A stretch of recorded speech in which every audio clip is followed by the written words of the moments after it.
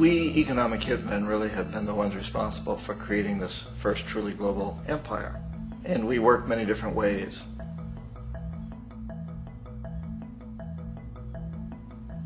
But perhaps the most common is that we will identify a country that has resources our corporations covet, like oil, and then arrange a huge loan to that country from the World Bank or one of its sister organizations.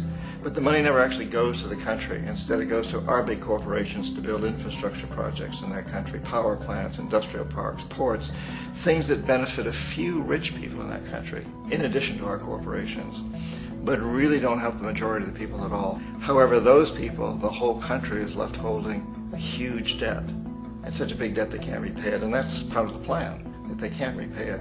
And so at some point we economic hitmen go back to them and say, listen, you owe us a lot of money, can't pay your debt, so sell your oil real cheap to our oil companies. Allow us to build a military base in your country, or send troops in support of ours to someplace in the world like Iraq, or vote with us on the next UN vote. To have their electric utility company privatized and their water and sewage system privatized and sold to U.S. corporations or other multinational corporations. So there was that whole mushrooming thing, and it's so typical of the way the IMF and the World Bank work, that you put a country in debt, it's such a big debt it can't pay it, and then you offer to refinance that debt and pay even more interest.